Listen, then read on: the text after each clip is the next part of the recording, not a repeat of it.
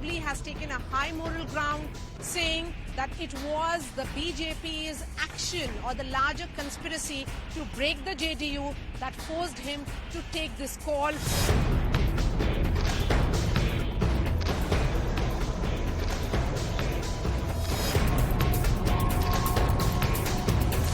Tejaswi Yadav will be a different Tejaswi of 2015. He had emerged clearly now of his father's shadow in 2020 assembly election.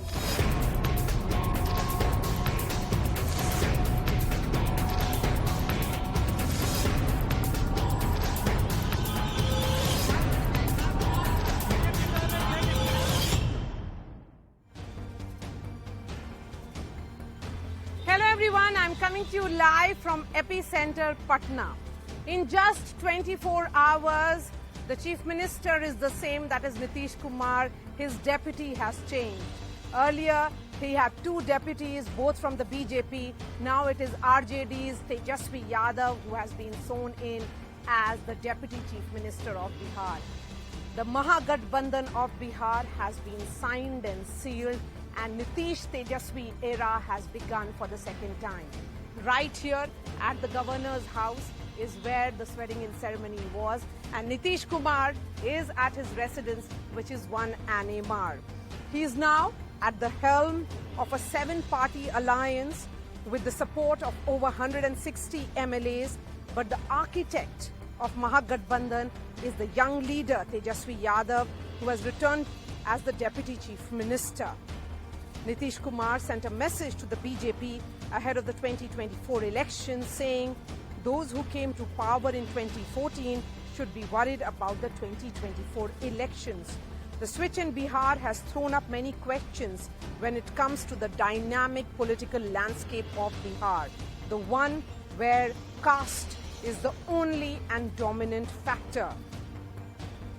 Is Nitish Kumar at the helm of an energized opposition coalition? Is Tejaswi Yadav charting his path to the Chief Minister's chair? Or is this simply a switch by a Chief Minister fighting to save his political relevance? Also, what is the BJP's next plan of action in this crucial, critical state? Or, as far as doors of the BJP for Nitish Kumar is concerned, is that shut for the future?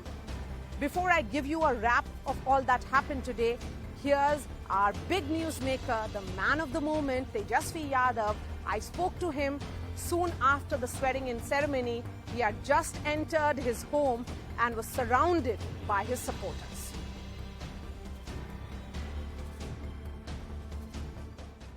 Joining me now is the man of the moment, Tejaswi Yadav. Tejaswi Yadav of 2022, emerging in the same role as Deputy Chief Minister. How is this different from Tejaswi Yadav of 2015 as the Deputy Chief Minister of Nitish Kumar? देखिए, काफ़ी eventful रहा 2015 से 22, काफ़ी चीज़ें सीखने को मिली, लेकिन आज की जो ज़रूरत थी और पूरे देश में जिस प्रकार से सामाजिक और सांप्रदायिक तनाव था, जिस हिसाब से भाजपा के लोग ना संविधान को मानने वाले, ना लोकतंत्र को मानने वाले, और उनका साफ एजेंडा था कि देश को कब्जा लो।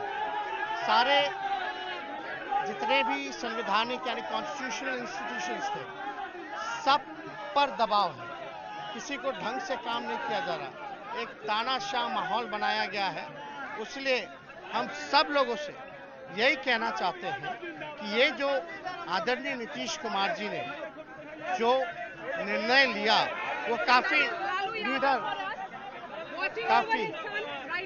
निडर निर्णय लिया, और हम इतना जरूर कह सकते हैं कि यही आज की जरूरत थी।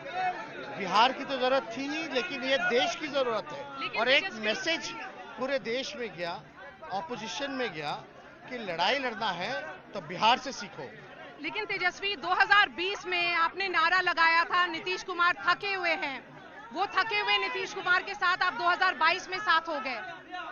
देखिए, हम लोगों ने आरोप भी लगाए एक दूसरे पर, सवाल भी उठाए हैं, लेकिन हम लोग समाजवादी लोग हैं और हमारी जो पुरखों की जो विरासत है, समाजवादी जो विरासत है, उसको कोई और नहीं हथिया सकता। तो ये लड़ाई सब पास थी। अब हमको एक अपॉर्चुनिटी मिला है आदरणीय मुख्यमंत्री जी के साथ काम करने का, और जिसकी लड़ाई हम लोग लड़ रहे हैं नौजवानों को बेरोजगारी को लेकर के, इस चीज को लेकर के हमारी चर्चा हुई है। और भाजपा ने नीतीश कुमार जी के साथ क्या क्या नहीं किया, आप बताइए। फंड नहीं देते थे, पटना यूनिवर्सिटी का दर्जा नीतीश कुमार जी ने तो मांगा, उसको जो है सेंट्रल यूनिवर्सिटी का दर्जा आज तक नहीं दिया। क्यों नहीं मिला? स्पेशल पैकेज नहीं मिला। आपको हर चीज में कटौती, पिछड़ा राज्य है तो आपको जितने भी सेंट्रल स्कीम्स हैं उसमें सहूलियत देनी चाहिए थी, स्पेशल स्टेटस बिहार को देना चाहिए था, लेकिन कोई काम नहीं। वादा आपने किया है 10 लाख नौकरी का 2020 में। 20 का जो वादा था, अब परिस्थिति जो है अलग है, लेकिन एक महीने बाद आप देखिएगा बिहार ऐसा राज्य होगा जो नीतीश कुमार जी के नेतृत्व में, और हम लोग मिल करके इतनी नौकरियां निकालेंगे, रोजगार देंगे कि शायद ही किसी भी देश के राज्य में ऐसा नहीं हुआ होगा। 2017 में आपने बोला था विश्वासघात किया है नीतीश कुमार ने, आप विश्वास कर पाएंगे उनसे? ये देखिए, हमने तो पहले ही इस बात का जवाब दे दिया है। हम लोगों ने आरोप लगाए, हम पे भी लगे, लेकिन हम लोग समाजवादी लोग हैं। आज भाजपा जेपी नड्डा आके कहते हैं कि क्षेत्रीय दलों को खत्म करो। आज जेपी नड्डा कहते हैं समाप्त कर दो क्षेत्रीय दलों को, और हर राज्य में हमारा कब्जा होगा, बीजेपी की सरकार होगी। इसका मतलब है कि लोकतंत्र को खतरा है, डेमोक्रेसी को खतरा है। वो रीजनल पार्टी और अपोजिशन को खत्म करने की बात नहीं कर रहे, वो डेमोक्रेसी खत्म करने की बात कर रहे हैं। दिस इज माय ड्यूटी, हमारी ड्यूटी है, चाहे नीतीश कुमार जी की, हमारी, कि ऐसे आरएसएस के एजेंडा को इस देश में लागू ना होने दे। इसलिए मैंने कहा पूरे देश में ये मैसेज गया है, और मुझे पूरा विश्वास है कि नीतीश कुमार जी, आदरणीय नीतीश कुमार जी, नौजवानों के दुख दर्द को मिटाएंगे और देश को एक नया रास्ता दिखाएंगे, एक नया विकल्प।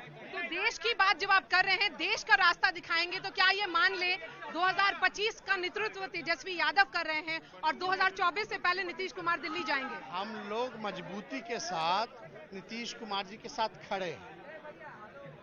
हम लोगों को काम करना है, चाहे किसी भी रूप में, चाहे पद हो या ना हो। ना नीतीश कुमार जी को ख्वाहिश है कोई बड़ी या पद का लालच, ना हमको, लेकिन अपॉर्चुनिटी हम लोगों को मिला है, चाहे हम ऑपोजिशन में रहे या सरकार में रहे, हम लोगों को जनता के प्रति काम करना है। और नीतीश कुमार जी से ज्यादा अनुभवी शायद ही इस देश में कोई मुख्यमंत्री हो सकता है। तो उनका जो अनुभव है उससे तो हम लोगों को सीखने का भी आखिरी मिला। सवाल तेजस्वी, 2017 में नीतीश कुमार ने जो आरोप पर लगाया था आप पर कि करप्शन का चार्जेस है, वो सब टेंट है, वो सब आप भूल गए?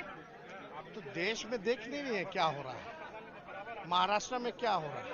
अरे बीजेपी का एक ही काम है, जो डरता है उसको डराओ और जो बिकता है उसको खरीदो। लेकिन हमने पहले भी कहा था कि बिहार के लोग बिकाऊ नहीं, बिहार के लोग टिकाऊ हैं और अपने स्वाभिमान से कोई कॉम्प्रोमाइज नहीं करेंगे।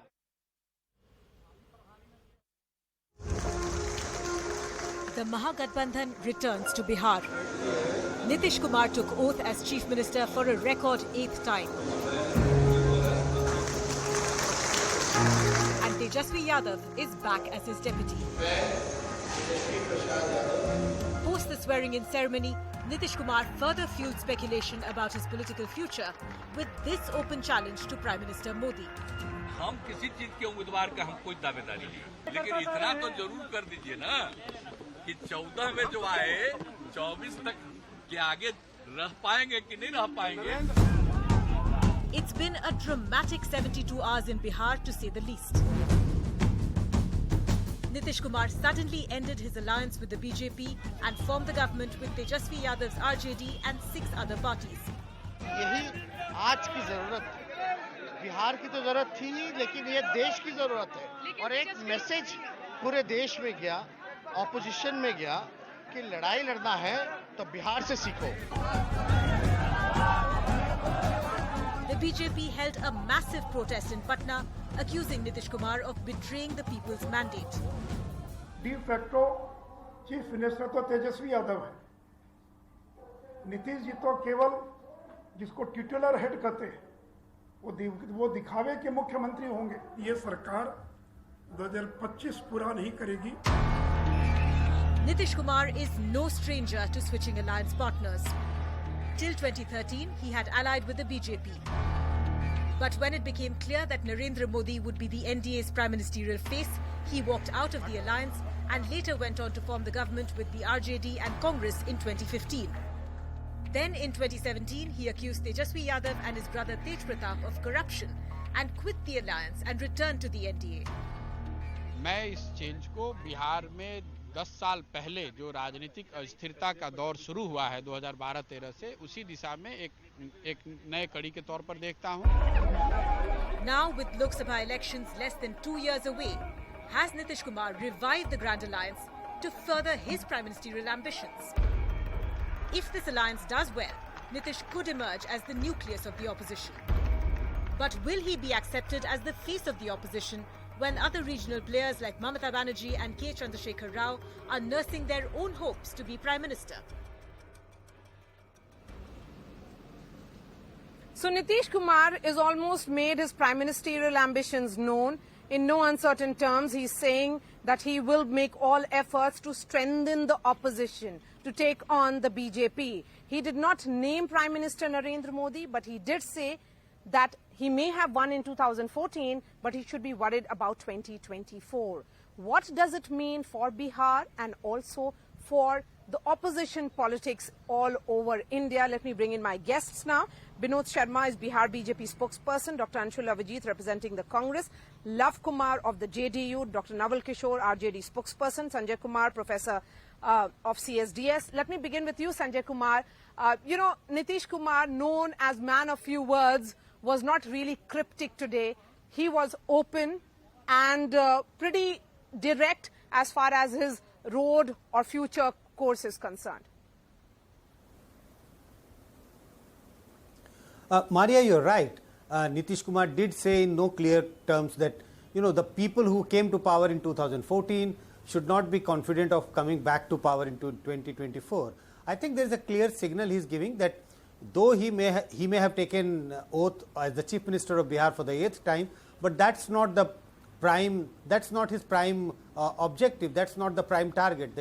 His prime target is going to be to oppose BJP at the national level, to oppose Prime Minister Narendra Modi in 2024. So he has made it very, very clear that that's going to be his, that's going to be his final target. Let's see how that unfolds, how he is able to bring the opposition parties together, how he is able to manage the coordination between opposition parties. That's going to be a difficult task, but let's see how things unfold in the next couple of months till 2024 Lok Sabha elections. All right, Dr. Anshul Avijit, the churning in the opposition is evident, but given the fact that all political parties, be it the Aam Aadmi Party or TMC, all of them in many words over the course of 1 year, we have seen that they have almost said that they do not have confidence in the Congress party. What does this prime ministerial ambition announcement of Nitish Kumar really mean? First of all, let's rejoice in the moment. What has happened at the moment, what will happen in the future, I do not know.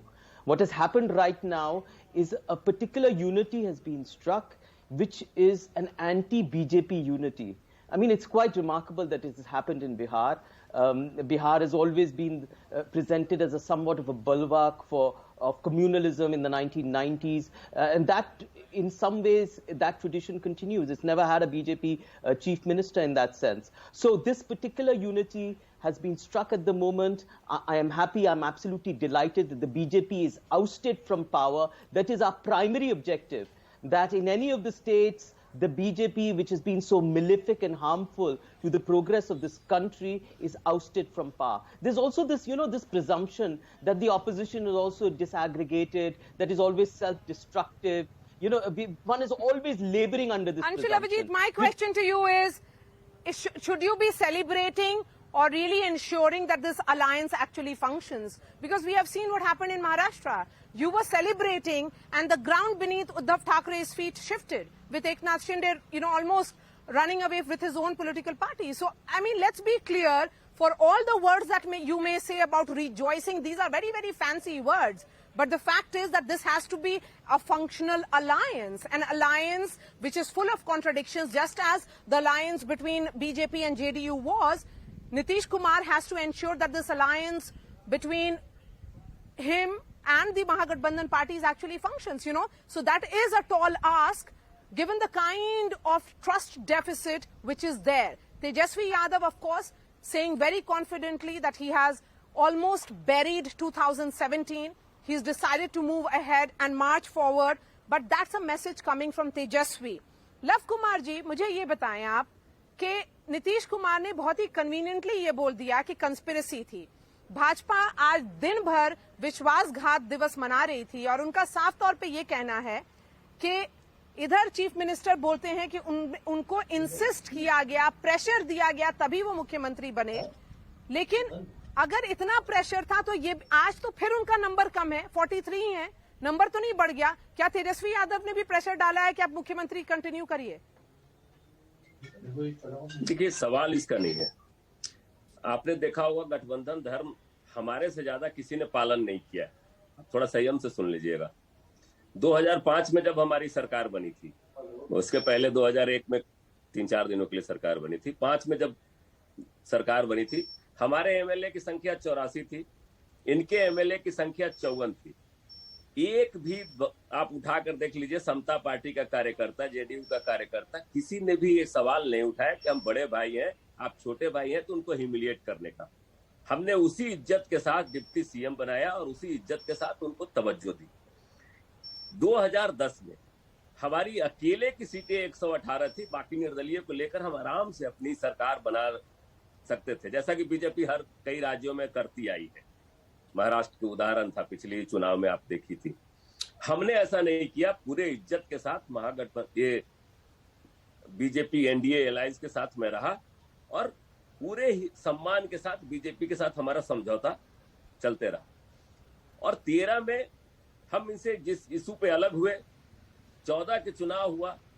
अब देखिए नीतीश कुमार जी जहां रहते हैं, ये पूरा जो आप history दोहरा रहे हैं, वो हिस्ट्री के बारे में मुझे भी पता है। मैं बिहार की राजनीति बहुत ही क्लोजली कवर करती हूँ, तो मैंने आपकी जितने moral high ground Nitish Kumar ने लिया है और यू टर्न्स लिया है, वो भी मुझे सब पता है। मेरा सवाल का आपने जवाब नहीं दिया। मेरा सवाल वही है कि अगर 2020 में नीतीश कुमार पे प्रेशर डाल करके उनको मुख्यमंत्री बनाया भाजपा ने, तो क्या तेजस्वी ने भी प्रेशर डाल करके उनको आज मुख्यमंत्री बनाया है? क्योंकि आज फिर उनकी स्थिति वही है जो 2020 में थी, नंबर के मुताबिक। नहीं, बिल्कुल बिल्कुल बिल्कुल, बहुत बढ़िया क्वेश्चन है आपका। हम इसी पे आ रहे थे, आप ही के जब क्वेश्चन पे आ रहे थे कि 20 आते आते हमारे साथ क्या किया गया गठबंधन में।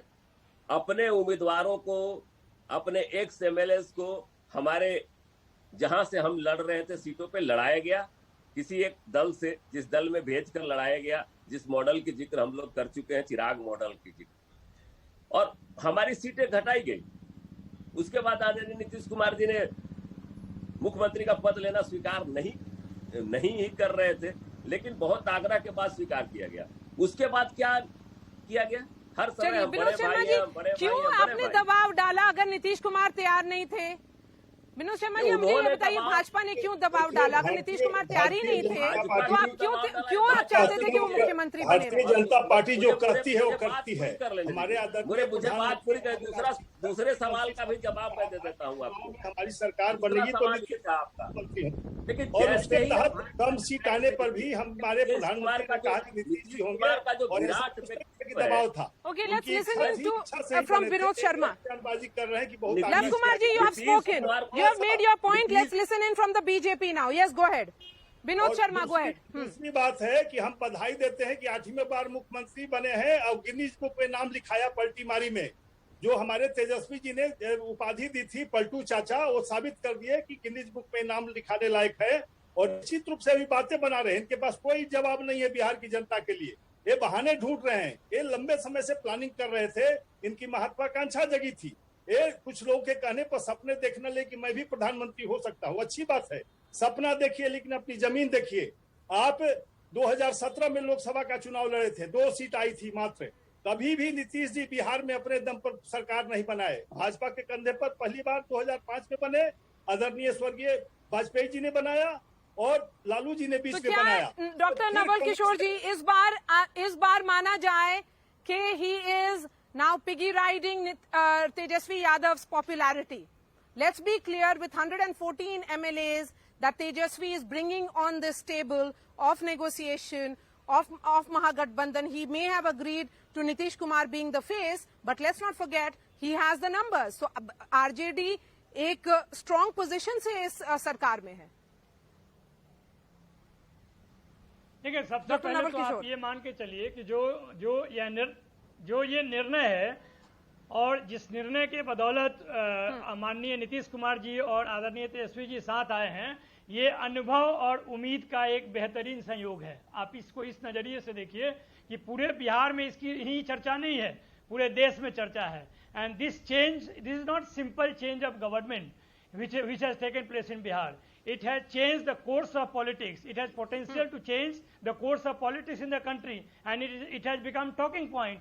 आप उन चीजों को सबको छोड़ दीजिए। आप देखिए कि पूरा देश इस सवाल से परेशान था कि जो सरकार अपने आप को पूरे देश का पॉपुलर सरकार कहती है, पूरे विश्व का विशाल राजनीतिक दल कहती है, वह अपने ही सहयोगियों को या विपक्षी दलों को समाप्त करने का कसम खाई है। वो पता नहीं कहां से ट्रेनिंग लेकर आई है, नागपुर से ट्रेनिंग लेकर आई है कि कोई भी विपक्षी दल इस देश में नहीं रहना चाहिए, वो चाहे उनके साथ हो या उनके विपक्ष में हो। इस तरह की भावना के साथ जब भाजपा काम कर रही थी तो पूरे देश में यह सवाल का जवाब ढूंढा जा रहा था। बिहार में नीतीश कुमार जी का आना, तेजस्वी जी के साथ या महागठबंधन के मुखिया के रूप में मुख्यमंत्री का शपथ लेना, उस बात का जवाब है। और इसी संदर्भ में उन्होंने कहा कि जो लोग 2014 में आए। And why did JP Nadda say what he did in Bihar? That is the charge that has come from Tejasvi Yadav in that interview that he gave to me, and that has been said by Nitish Kumar and other JDU leaders as well, that when the BJP president visited Bihar, he almost said that the era of regional parties is over. What did he actually mean in that statement that was made? देखिए, नड्डा साहब के पूरे बयान को देखिए। उन्होंने कहा था कि जो नीति और सिद्धांत के साथ कोई भी पार्टी हो, रीजनल हो चाहे नेशनल हो, अगर अपने नीति और सिद्धांत के साथ काम नहीं करेगी तो पूरी तरह से समाप्त हो जाएगी। उनका कहना यह था, लेकिन उसका गलत अर्थ लगाया गया। कभी उन्होंने नहीं कहा कि सारी पार्टियां समाप्त हो जाएगी। देश को धोखा देने का काम करती है, युवाओं को धोखा देने का काम करती है, बेरोजगारी का नायक है, कोविड में सबको धोखा दिया। कौन सा नीति है की नौकरी देंगे लोगों को बेरोजगार करती है? जवाब नहीं दे पाए थे कि भ्रष्टाचार में इतने संपत्तियों के मालिक तेजस्वी जी कैसे हो गए, नीतीश कुमार जी का प्रश्न था। और उसके बाद उन्होंने कहा कि हमारे आत्मा नहीं स्वीकार कर रही इनके साथ काम करना, देश को बर्बाद कर दिया। इसका जवाब कौन देगा? नीतीश जी को बताना चाहिए। बिहार के नौजवानों को बेरोजगार कर दिया, इसका जवाब कौन देगा? सारे रोजगार में उसका जवाब कौन देगा? केवल रोजगार का मतलब रोजगार देने का वायदा करके 19 महीने में 19 नौकरी नहीं दी है, उसका जवाब कौन देगा? 36 मिल लगा है, उसका जवाब कौन देगा? अरे झूठ और दुष्प्रचार के नायक, अच्छा नहीं लगा। आपको अब अपने अंत का समय आ गया है, उनका नाम हो रहा है, इसलिए बहाना ढूंढकर बाहर गए। के पास न नियत है न नीति है, दोनों खोटी है। न नीति है और न नियत है। भाजपा के पास एक ही है कि पूरे देश के नौजवानों को बर्बाद करना, बेरोजगार करना, अर्थव्यवस्था को समाप्त करना, यही उसका काम है। पूरा हिंदू मुसलमान पूरे देश में करना, यही उसका काम है। पूरा सामाजिक न्याय को बर्बाद करना, आरक्षण को बर्बाद करना, सामाजिक न्याय के ही प्रतीक हैं आदरणीय नरेंद्र मोदी, यही उसकी नीति है। Love Kumar, and then I'm being told that BJP leader Sushil Modi is going to join me in just a bit. Luv Kumar ji, आपने सुना जो भाजपा ने आप पे आरोप लगाया है, उसका क्या जवाब देंगे? नहीं, उनकी बौखलाहट स्वाभाविक है। अभी तक वो एक छत्र पूरे देश में देख रहे थे कि हमारे कद के बराबर कोई लीडर खड़ा नहीं हो रहा है। नीतीश कुमार एक ऐसे चेहरा है जो पूरे देश को स्वीकार्य है। अभी आप तेजस्वी जी का स्टेटमेंट आप सुन रहे थे, पूरे देश को दिशा देंगे, ये छोटी बात नहीं है। और नीतीश कुमार जी से बड़ा पॉलिटिशियन शायद ही कोई इस देश में होगा। और जितनी राजनीतिक समझ नीतीश कुमार जी के पास है, उतनी राजनीतिक समझ इस देश में किसी पॉलिटिशियन के पास नहीं है। अगर उन्होंने कहा है कि 24 के बाद वो नहीं रहेंगे, तो निश्चित मानिए 24 के बाद नरेंद्र मोदी जी का सूरज अस्त हो जाएगा। नहीं, क्योंकि नीतीश कुमार राजनीतिक उनके समझ सामने और राजनीतिक अनुभव में फर्क होता है। दोनों आप ये बोल सकते हैं कि वो अनुभव और लॉन्गेस्ट सर्विंग राजनीतिक चीफ समझ। मिनिस्टर है ऑफ हिंदी बेल्ट, लेकिन ये कौन सा स्टेटमेंट है, ये कौन सा बयान है? कौन सा बयान? अरे राजनीति में नीतीश जी आपने कुमार जो जी भी के बोला लव कुमार जी, नहीं, नीतीश कुमार जी के कद के बराबर आप बताइए ना कौन लव सा कुमार लीडर है? जी जो नीतीश कुमार को जितने साल से ट्रैक कर रहा है, वो सब लोग जानते हैं, वो सब लोग जानते हैं कि अरे नीतीश सब कुमार लोग कल जानते क्या हैं, करेंगे, तभी- उनका कल क्या मूव होगा, उसमें कोई सर्टेनिटी नहीं है। तो 2024 को कैसे अभी- मान लें अभी कि जो तक- 2024 अभी में होगा वो अभी हम लोग आप लोग तय कर चुके तक हैं। जो ऑपरेशन लोटस चल रहा था, तो बड़ा चाणक्य बता रहे थे सभी चैनल वाले कि बहुत अमित शाह इतने बड़े चाणक्य हैं। कर्नाटका में ले गए, मध्य प्रदेश में ले गए, अभी नया सिंधे खड़ा करके महाराष्ट्र में ले गए। एक इंजीनियर थोड़ा ऑपरेशन कर दिया तो दर्द ज्यादा होने लगा।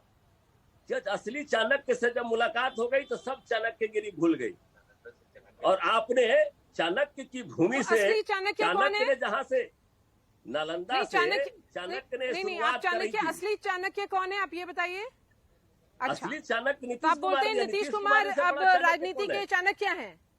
राजनीति के चलिए, चाणक्य हैं। विनोद शर्मा इस बात जी, को नीतीश देखिए, कुमार चाणक्य हैं। 30 सेकंड दीजिए, 30 सेकंड दीजिए। जब भविष्य तक हम इनके बट्टा भी साये हो में गए थे, हैं, हाँ, चाणक्य बोलिए, की बोलिए, जब जगह तक बोलिए। इनका बदलना साया क्या हो मेरे जाएंगे साथ था, चलिए, तो 122 से पहली 25 बार तक सुना ही कि पहुंचे चाणक्य थे। इनमें है, जैसे अगर ही ये इनका साया भाजपा आया, के देख लीजिए 164 एमएलए का राजद समर्थन ने क्या नीतीश किया कुमार था नीतीश इनके कुमार साथ के आके? व्यक्तित्व को नीतीश जी भी दर्शाता है। जानते हैं, किस लोग में क्या ये वही बता अकेले ही सकते रह हैं। गए, इनके और साथ निश्चित कोई रूप नहीं से रहा। भाजपा ने और जितना हिंदी सम्मान भाषी किया, क्षेत्र में समर्थन किया, अकेले कोई आई भी थे। पार्टी नहीं करेगी। और विनोद निश्चित जी हमारे ही Okay. कंधे पर Just चढ़ के hold on to your thoughts, all of you. थी। We are बात being बदल joined के by अगर- Sushil Modi now, senior BJP leader and member of parliament, someone who has worked very closely with Nitish Kumar. And is he disappointed with all the events that have happened in the last 48 hours? Mr. Modi, really appreciate your time. Nitish Kumar को, क्योंकि आप उनके साथ बहुत ही closely काम किए हैं मोदी जी, तो आपका एक संबंध भी रहा है और बहुत ही कंफर्टेबल इक्वेशन भी रहा है। तो आप क्या एक्सपेक्ट कर रहे थे कि नीतीश कुमार एक दिन अलायंस छोड़ करके चले जाएंगे और तेजस्वी के साथ नई सरकार बना लेंगे?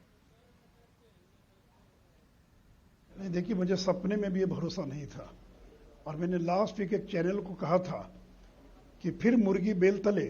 एक हिंदी में कहावत है कि बेल के पेड़ के नीचे मुर्गी जाकर बैठ गई, बेल गिरा, उसका सर फट गया। तो दोबारा कभी मुर्गी बेल के पेड़ के नीचे नहीं गई। तो मैंने कहा कि नीतीश कुमार का जो एक्सपीरियंस है आरजेडी के साथ, तो मुझे सपने में भी इस बात का भरोसा नहीं था कि नीतीश कुमार आरजेडी के साथ जा सकते हैं। 2 दिन पहले भी अमित शाह जी ने जब उनको टेलीफोन किया तो भी नीतीश जी ने कहा कि ऑल इज वेल, कोई दिक्कत नहीं है। तो उन्होंने पूछा कि ललन जी का बयान आ रहा है टीवी पर, तो कहा कि जैसे आपकी पार्टी में गिरिराज सिंह है, वैसे ही मेरी पार्टी में ललन सिंह है, इन सब के बयानों पर ध्यान मत दीजिए। So this was Nitish Kumar what he uttered to Amit Shah only 2 days back, and he said that there is no complain, there is no problem. देखिए, 2013 में जब नीतीश कुमार गए छोड़कर, तो उन्होंने धोखा नहीं दिया। उस समय उन्होंने बता दिया था हम लोगों को। उन्होंने जाकर नितिन गडकरी को, राजनाथ सिंह को 2 महीना पहले अरुण जेटली को मुझे बता दिया था कि अगर नरेंद्र मोदी आएंगे तो मैं साथ में नहीं रहूंगा। तो 2013 की स्थिति अलग थी, लेकिन इस बार तो आपने आरजेडी को छोड़कर आए और साथ में 19 महीने तक सरकार चलाए, और अब कह रहे हैं कि चिराग पासवान की साजिश थी हमको कमजोर करने की। तो 19 महीने बाद समझ में आया, 19 महीना हो गया। तो आपको तो उनके विधायकों को क्या 2 दिन बाद, 10 दिन बाद ये नहीं मालूम था कि क्या हुआ नहीं हुआ? तो ये सब देखिए, गठबंधन जब तोड़ना था तो कोई ब्लेम चाहिए, कोई स्केपगोट चाहिए, कोई बलि का बकरा चाहिए। तो कभी चिराग पासवान को, कभी आरसीपी सिंह को। अरे बेचारे आरसीपी सिंह सीधे साधे आदमी हैं, ब्यूरोक्रेट हैं, वो कहाँ तोड़ सकते हैं जनता दल यू को? ये क्या हम लोग को नहीं, और क्यों तोड़ते जनता दल यू को? भी हमारी सरकार बन रही थी क्या? हमको 46 एमएलए चाहिए तब हमारी सरकार बनती, उनके तो टोटल एमएलए ही 45 है। तो इसलिए ये सब बेबुनियाद, जिसको कहते हैं कि एकदम व्हाइट लाई, सफेद झूठ है, सरासर झूठ है, जिसको प्रचारित किया जा रहा है जनता दल की ओर से। लेकिन सुशील मोदी जी, नीतीश कुमार ये कह रहे हैं कि भाजपा जेडीयू को वीकन कर रही थी, कि उसको तोड़ने की कोशिश कर रही थी, कोई एक बहुत ही साजिश चल रही थी उनके जो उनकी पार्टी है जदयू उसके खिलाफ, और वो नहीं चाहते थे कि जिस तरह से चिराग पासवान ने उनको डैमेज किया था 2020 के चुनाव में, उसी तरह से आरसीपी सिंह एक नया चिराग पासवान बन जाएं, और यही उनको इंफॉर्मेशन था कि बीजेपी कोशिश कर रही है इस तरह का कोई कंस्पिरेसी। लेकिन फिर कह रहा हूं कि जब उनको तोड़ना था तो उनको एक बलि का बकरा मिल गया आरसीपी सिंह में। वो कह रहे हैं कि बिना पूछे बना दिया।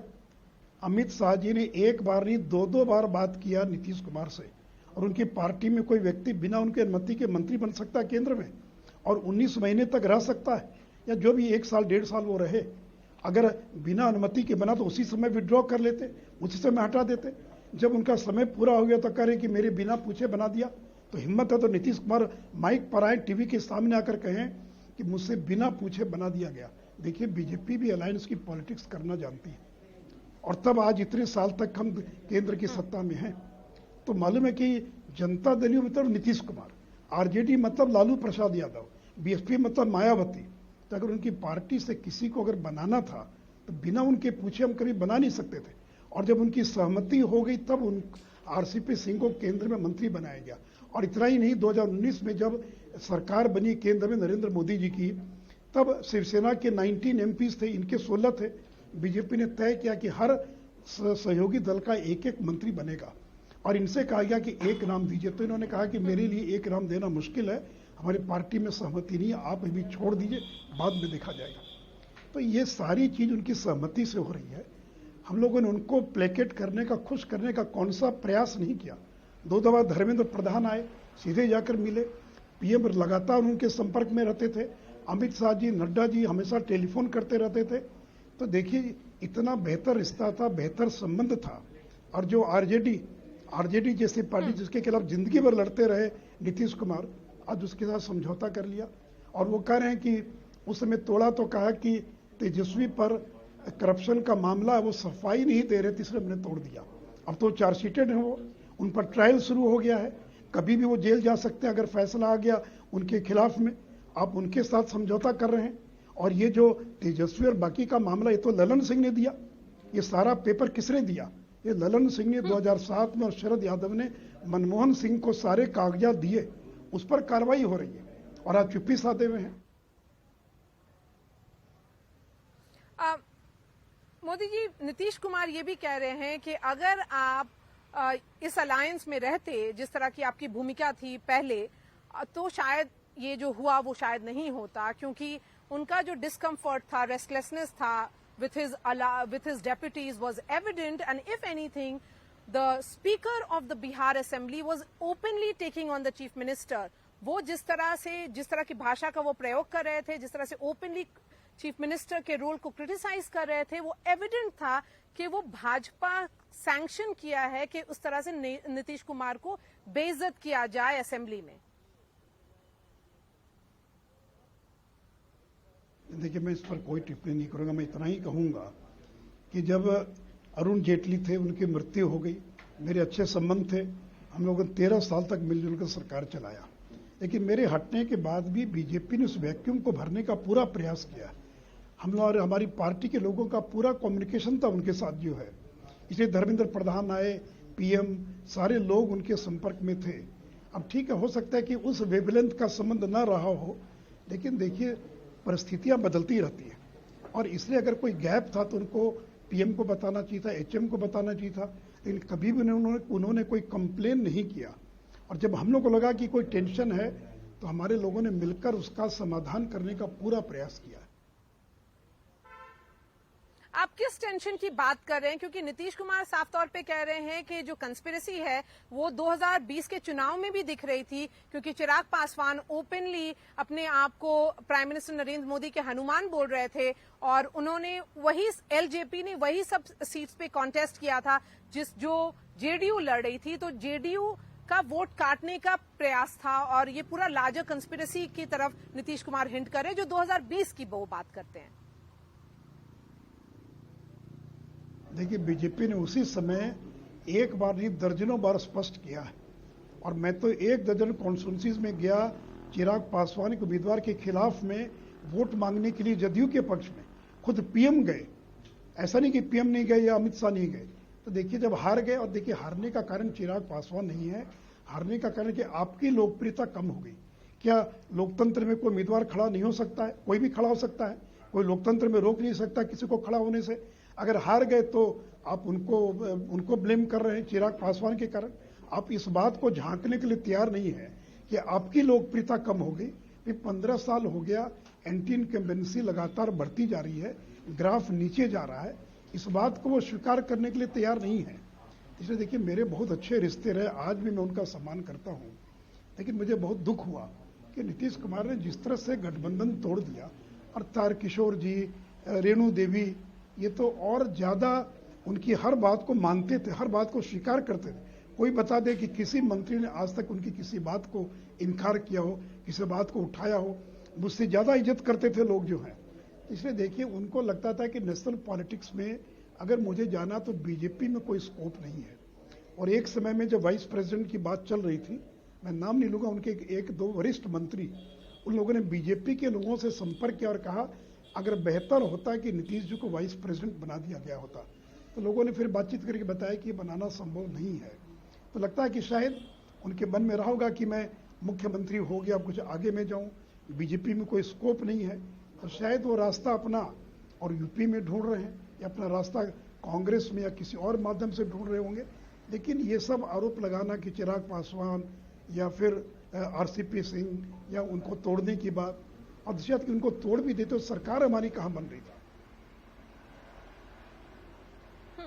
लेकिन सुशील मोदी जी, आपको नहीं लगता है ये भाजपा की पॉलिटिक्स पे भी रिफ्लेक्शन है? क्योंकि जो आपके अलायंस पार्टनर्स थे, जो पुराने आपके साथ राजनीति में आपके साथ काफी सालों से थे, जैसे अकालीज हुए या फिर शिवसेना हुई, उन लोग सब ने आपका साथ छोड़ दिया। आज नीतीश कुमार आपके साथ खड़े नहीं हैं। और वो हम लोगों ने एकनाथ शिंदे का भी देखा कि किस तरह से ये भी कहा जा रहा है कि एकनाथ शिंदे ने जो ग्रुप बनाया है वो शिवसेना को खत्म करने के लिए है। तो ये पूरा कंस्पिरेसी भाजपा का प्लान है अपने अलाइज को भी खत्म करने के लिए, जो पुराने अलाइज थे, जो पुराने उनके साथ थे। ऐसा नहीं है। देखिए, अटल जी के समय में 27 से ज्यादा दल थे, और देखिए हर दल की अलग अलग स्थिति है। आप तुलना क्यों, शिवसेना क्यों गई? शिवसेना ने तो हमको धोखा दिया और कहा कि हमको वायदा किया गया था मुख्यमंत्री के पद का, जबकि कोई वायदा नहीं किया गया था। अकाली दल इसलिए गया, वो फॉर्म लॉ के कारण गए लोग। तो देखिए, जाने के कारण अलग अलग है, एक दूसरे की तुलना नहीं की जा सकती है। और बीजेपी ने हमेशा अपने सहयोगी दलों का वो पूरा सम्मान दिया। अभी यूपी का चुनाव हुआ, हम लोगों ने वहां पर जो हमारे से अपना दल था और जो दल थे उनको पर्याप्त सीटें दी, उनको पूरा सम्मान दिया है।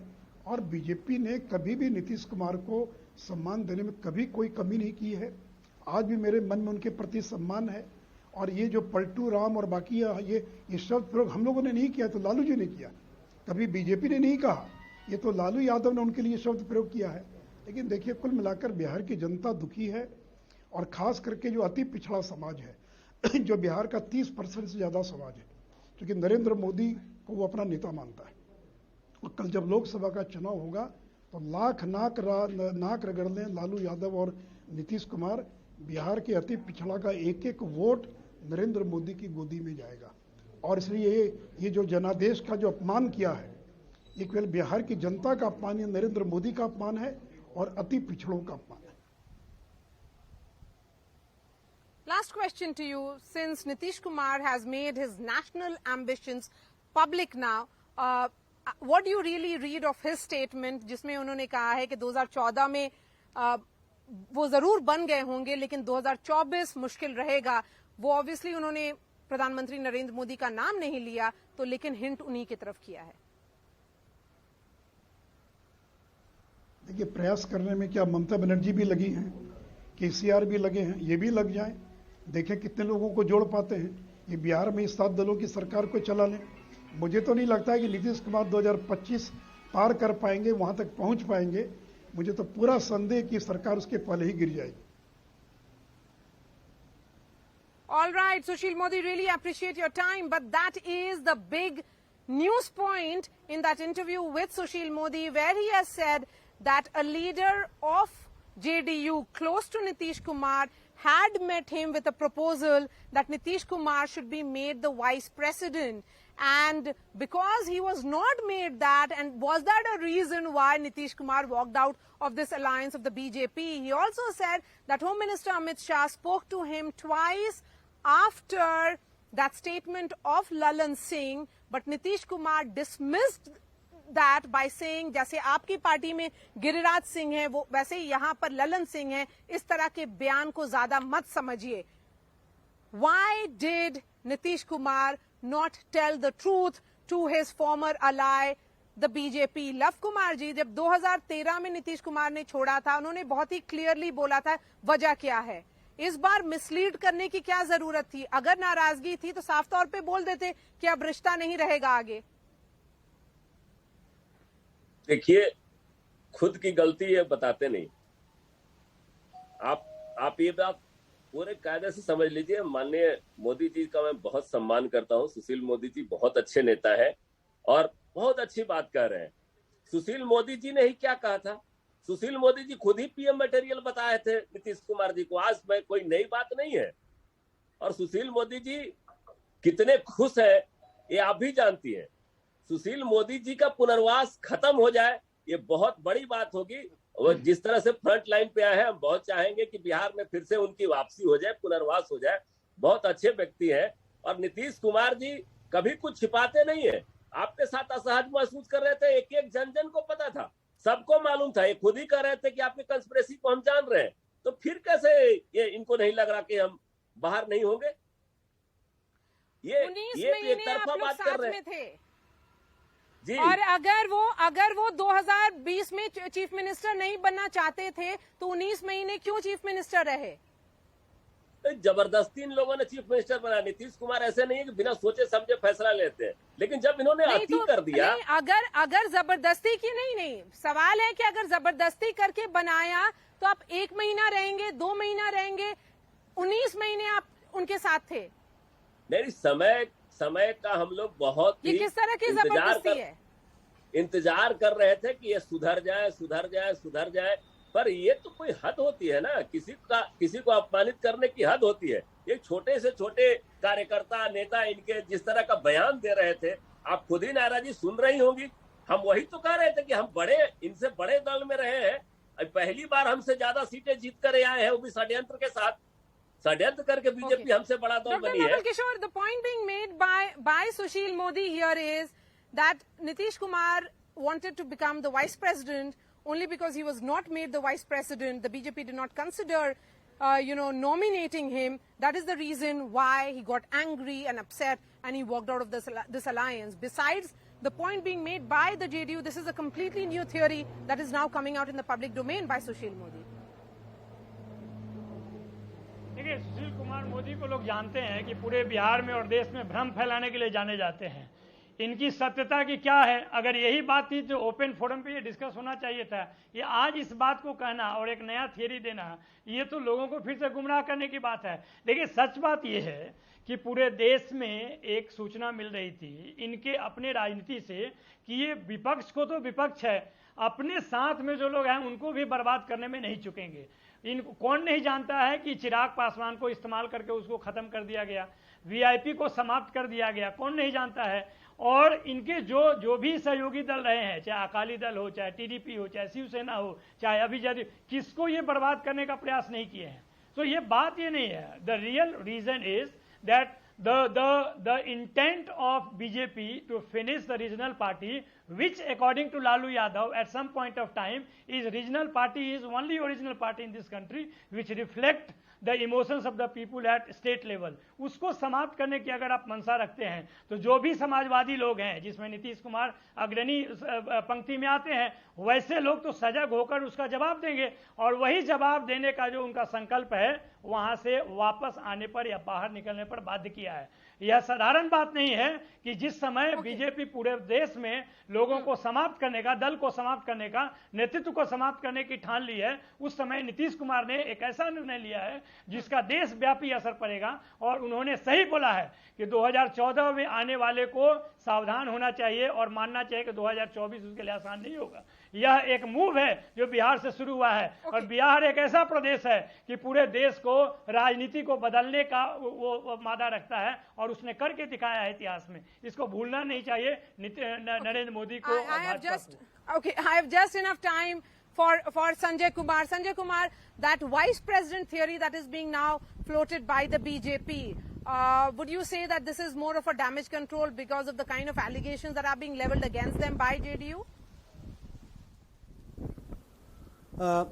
I don't think it is a damage control exercise by Sushil Modi.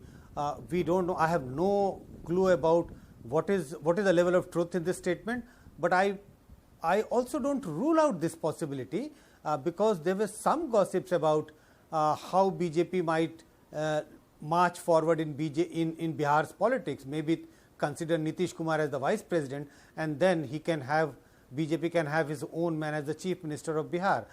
There may be something in this statement, but I don't completely rule out that this is a statement, this is a story which has been cooked overnight just to do the damage control. Okay, Sanjay Kumar, I want to understand from you, Tejasvi Yadav rather interestingly said that we are part of the socialist movement, and that is the reason why I have forgotten and forgiven what happened before 2017 or the entire that end of alliance of 2017. What does it actually mean? Can Bihar see an alliance of that nature, or has Bihar really moved ahead? No, it means nothing. It's I think what are the two messages from whatever has happened in Bihar in the last couple of days? One, there are no permanent enemies and no permanent friend in Indian politics, which we have seen this happening in the last couple of days. We have seen this happening during last couple of years. Second, ideology has very little role to play in India's politics. When Nitish Kumar formed the government with BJP, was he on the right side of his ideology? Or now when Nitish Kumar has formed the government with Tejasvi Yadav, is he now on the right side of his ideology? We don't know. So ideology has very little role to play. So Tejasvi Yadav saying that no, we have come together because we belong to the socialist family, I think it's absolutely wrong. That's not the reason why both of them are together. I think it's anti-Modi, pro-Modi. That is the politics of the present day time, and that is the politics which we are going to see up till 2024. All those people who are willing to oppose Narendra Modi as the Prime Minister, they are likely to come together not on ideological reasons, but just because they don't want BJP to be forming the next government in 2024. I think that's very well put when you say that this is just about pro-Modi and anti-Modi bloc with Prime Minister Narendra Modi remaining the centerpiece. Yes, please go ahead. Finish your point. Yes, go ahead. Yeah. No, there are permanent enemies. BJP has been our permanent enemy because there are ideologically polar opposites. There is no question of ever having a truck. So, I mean, of course, this sounds nice, no permanent enemies, no permanent friends. No, so you but can, it is not you can though have alliance with allies of the BJP, but you will not deal with the BJP. So you formed an alliance with the Uddhav Thackeray, that was fine. So you are forming an alliance and you will run the government with an ally of the BJP, that is JDU, but BJP is not acceptable. So how is this an ideological decision rather than just pure politics of being pro-Modi and anti-Modi? That is just what it is right now. Yes, this is final clearly words to you, Dr. Naval ideological. Kishore, because yes, Dr. Naval Kishore. Yes, I have just enough time for you. Yeah, 30 seconds. Yes, देखिए अगर आप ideology की बात करते हैं और नीतीश कुमार की बात करते हैं, ये आप क्यों भूल जाते हैं कि 1974 से लेकर 1994 तक और 2015 से लेकर 2017 तक लालू और नीतीश एक साथ थे? ये क्यों भूल जाते हैं? पूरे 74 के आंदोलन से लेकर और उसके बाद तक की राजनीति है, पूरा मंडल मूवमेंट का राजनीति है, उसको आप क्यों भूल जाते हैं? आइडियोलॉजिकल डिफरेंस है। There are permanent enemy in politics at least in Bihar. आप कैसे भूल जाते हैं? नहीं, बिल्कुल नहीं, एक मिनट बिल्कुल नहीं। आप कैसे भूल जाते हैं कि 2005 से नीतीश कुमार जब सत्ता में थे तो वो सत्ता में भाजपा के साथ थे? नहीं, आप ये कैसे भूल जाते हैं कि पिछले 3 दशक में बिहार में जो राजनीति हुई है वो या तो प्रो लालू हुई है, नहीं तो एंटी लालू हुई है। Lalu has been the fulcrum of the politics of Bihar. वहां पर नरेंद्र मोदी कहां आते हैं? नरेंद्र मोदी 2015 में आए, बहुत बड़े हार के साथ भेजे गए। 2017 में भी 2020 में भी सेकेंड लार्जेस्ट पार्टी बने। कहां आप बिहार के राजनीति में प्रो मोदी और एंटी मोदी की बात करते हैं? This is absolutely false analysis. और जहां तक परमानेंट एनमी का है, मंडल के that was सामने for the larger national picture. All right, thank you so much, Sanjay Kumar, Dr. Naval Kishore, Love Kumar, Dr. Anshul Avijit, and Binod Sharma. On that note, we are slipping into a short break. Coming up would be a statement that was made by Prime Minister Narendra Modi. Remember, Prime Minister Narendra Modi today launched a direct attack against the opposition over freebie culture and negativity in politics. He said that those who promise free petrol and diesel are robbing future generations. He criticized the Congress Party's black shirt protest, saying the people of India refuse to trust their black magic politics, and even accused the opposition of insulting the tricolour ahead of the 75 years of independence. There's a special report after a very short break. Stay with us.